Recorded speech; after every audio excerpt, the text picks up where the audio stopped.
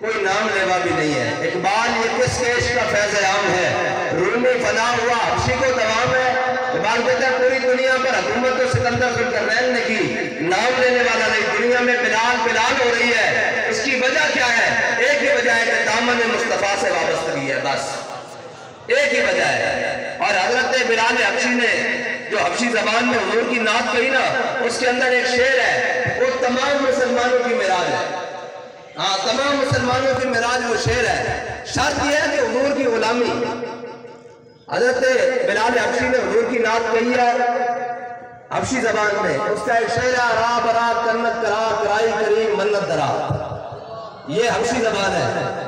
اور اس کا ترجمہ حضرت حسان بن ثابت نے کیا ہے عربی زبان میں کہ ذل مکارم فی آفاقنا اذا ذکرت، یا رسول اللہ قیامت تک جب بڑی بڑی باتیں ہوں گی، جب بڑی بڑی باتیں ہوں گی، جب بڑی بڑی باتیں کیسے ہوں گی کہ اسلام کو جب مال کی ضرورت پڑے تو وہ کون ہے؟ جہاں بھی کہیں اپنے نظریے کے لیے مال کی ضرورت پڑے تو وہ کون ہے جو اپنے کونوں خدروں سے بھی مال نکال کر لے آئے؟ وہ کیسے ہو سکتا ہے کہ گھر میں کھانے کے لیے بھی کچھ نہ بچائے، سب کچھ گھر سے اٹھا کر لے آئے؟ یہ کیسے ہو سکتا ہے؟ اتنے میں وہ رفیق نبوت بھی آ گیا جس کے بنائے شروع محبت ہے استوار، بولے حضور فکر عیال بھی چاہیے، کہنے لگا عشق و محبت کا رازدار، پروانے کو ہے چراغ بلبل کو پھول، بس صدیق کے لیے ہے خدا کا رسول بس۔ ہاں، قیامت تک جب کوئی لائے گا جی یہ کیسے ہو سکتا ہے کہ دین کو مال کی ضرورت پڑے تو گھر میں بچوں کے لیے بھی کھانے کے لیے کوئی نہ چھوڑے، اور کیسے ہو سکتا ہے؟ اس کی مثال کیا ہے؟ تو یا رسول اللہ آپ کی برکت سے آپ کے غلاموں کو پیش کیا جائے گا۔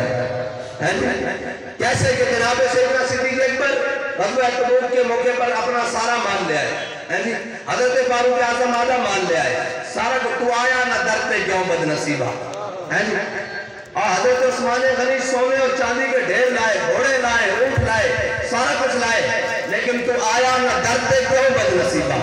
ہاں، جہاں تو اخلاص تولا جاتا ہے۔ یہ کس نے کہا ہے کہ مال زیادہ ہو تو پھر بات؟ میں آتا ہوں کربلا کی طرف بھی، لیکن پہلے یہ سنا لوں، حضرت عقیل انصاری یہ حضور کے صحابی ہیں، اور بڑے غریب صحابی، بڑے مدینے کے غریب ترین صحابی۔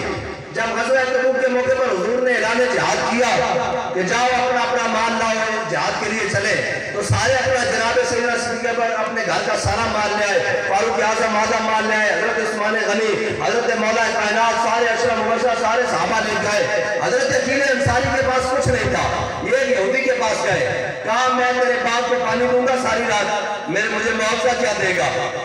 اس نے کہا 2 کلو کھجور۔